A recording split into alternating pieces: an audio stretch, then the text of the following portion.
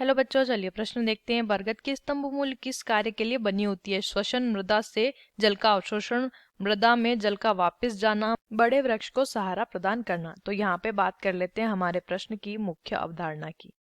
हमारे प्रश्न की मुख्य अवधारणा, इसे ठीक से हम लिख लेते हैं।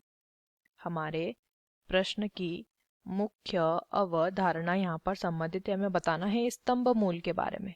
स्तंभ मूल, स्तंभ मूल जो होती हैं, या फिर इन्हें पिलर या फिर कॉलुमनार जड़ें भी कहते हैं, या फिर इन्हें क्या कहते हैं, पिलर, पिलर भी कहते हैं। ये कार्य कैसे करती हैं? पिलर के समान, पिलर के समान कार्य करती है। जैसे कि घर में पिलर बनाए जाते हैं घर की छत को सहारा देने के लिए, वैसे ही ये जो पिलर के समान कार्य करने वाली ये जो जड़ें होती है, ये पौधे की जो तने पर स्थित शाखा होती है, उन शाखाओं से उत्पन्न होती है, उन शाखाओं से उत्पन्न होती है, और वहां से उत्पन्न होकर नीचे की ओर वृद्धि करना शुरू करती है। नीचे की ओर वृद्धि करते करते ये कहाँ पहुंच जाती है?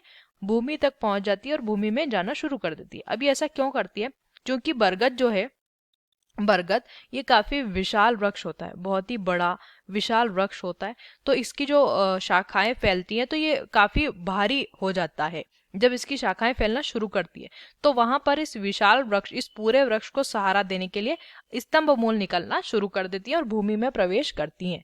जैसे कि अगर हमने देखा है बरगद का वृक्ष इस प्रकार से, तो नीचे जड़ें अलग पाई जाती हैं, और इसका जो भाग होता है ऊपर, जहाँ पर शाखाएं, इस तरीके से जो शाखाएं होती है, इस तरीके से उन शाखाओं से भी जड़ें निकलना शुरू कर देती है, और जड़ें निकलते निकलते कहाँ तक आ जाती हैं?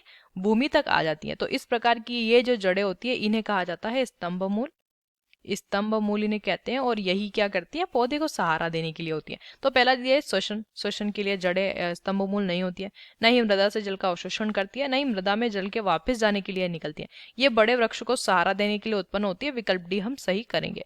आशा करते हैं आपको इस प्रश्न का उत्तर समझ आया होगा। धन्यवाद।